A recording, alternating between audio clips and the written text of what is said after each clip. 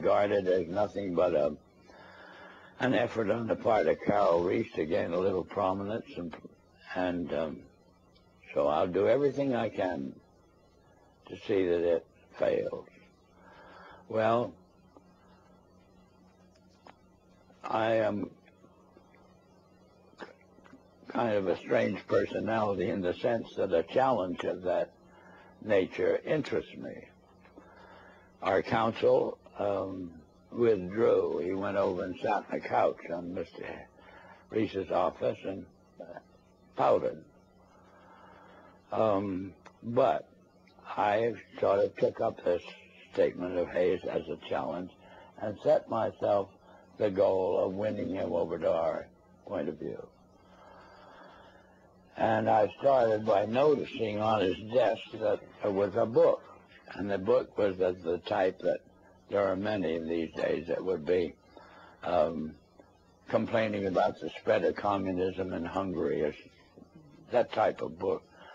And this meant to me that at least Hayes read a book.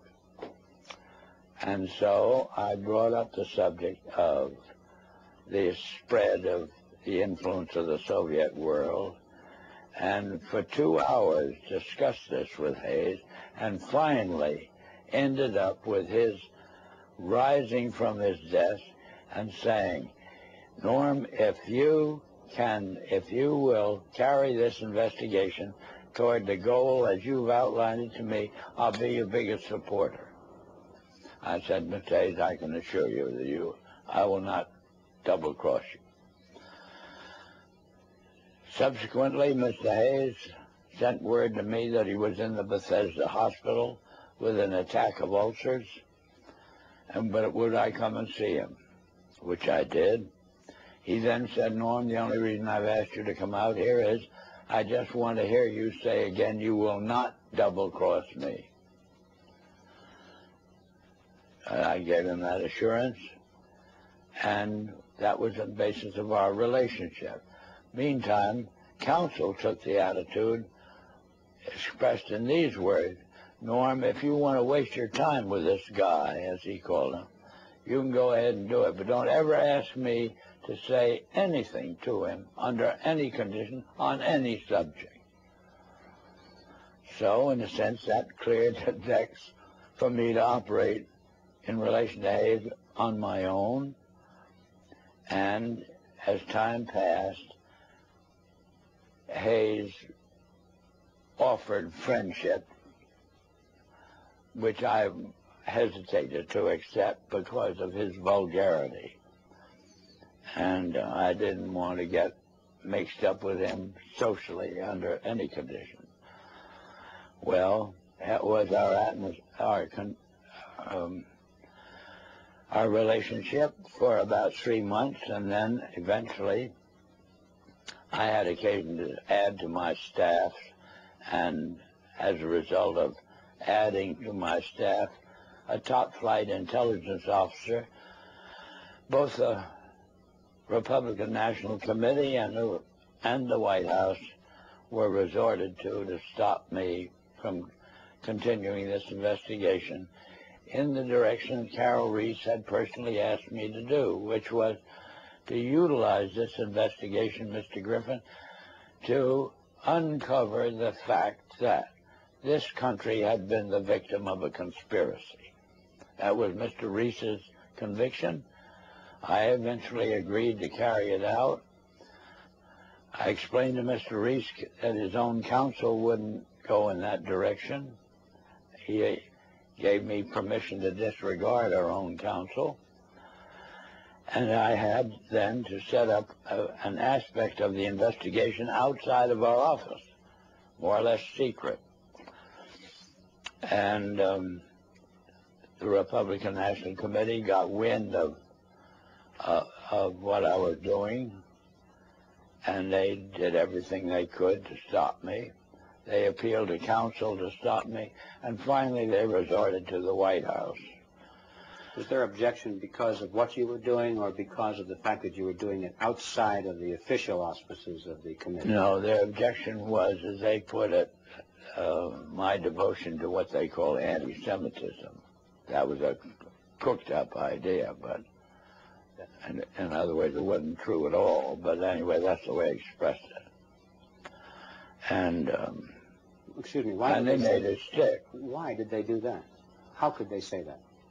Well, they could say it, Mr. Griffin, but they had to have something in the way of a rationalization of their decision to do everything they could to stop the completion of this investigation in the direction that it was moving, which would have been an exposure of this Carnegie Endowment story and the Ford Foundation and the Guggenheim and the Rockefeller Foundation, all working in harmony toward the control of education in the United States.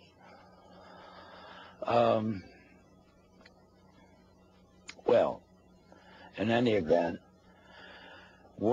to secure the help of the White House in the picture, they assigned, they got the White House to cause the liaison personality between the White House and the Hill, a major person, to go up to Hayes and try to get him to, as it were, actively oppose what the investigation was engaged in. And Hayes very kindly then would listen to this visit from Major Person. Then he would call me and say, Norm, come up to my office. I have a good deal to tell you. I would go up. He'd tell me, I've just had a visit from Major Person, and he wants me to break up this investigation. So I then say, well, Wayne, what did you do? What did you say to him? He said, I just told him to get the hell out. And he did that 3 times, and I got pretty proud of him in the sense that he was, as it were, backing me up.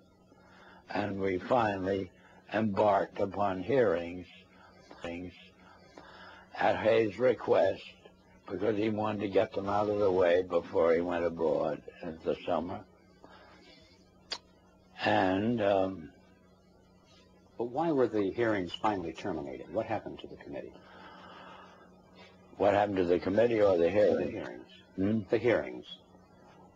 Oh, the hearings were terminated. Carol Reece was up against such a furor as Hayes, through the activity of our own counsel. Hayes became convinced that he was being double-crossed, and he put on a show in a public hearing room, Mr. Griffin, that was an absolute disgrace.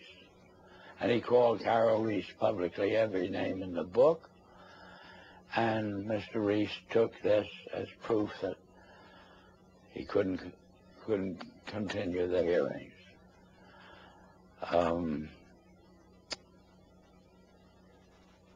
He actually invited me to accompany him when he went down to Hayes' office, and in my presence, with the tears rolling down his face, Hayes apologized to Carol Reece for what he'd done and his conduct,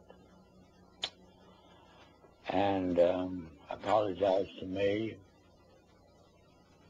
And I thought that would be enough and Carol would resume. But he never did. The charge of anti-Semitism is kind of intriguing to me. What was the basis of that charge? Was there any basis for it at all? No, the basis that the Republican National Committee used was that the intelligence officer I'd taken on my staff, when I oriented this investigation to the exposure of and proof of a conspiracy, was known to have a book, and the book was deemed to be anti-Semitic. This was childish, but this was the second in command of the Republican National Committee, and he told me I would have to dismiss this person from my staff. Who was that person, sir? Who was that person? The person? Yes. A Colonel Loraine. Loraine. Yeah. And what was his book, do you recall? The title of his book? The book that they referred to was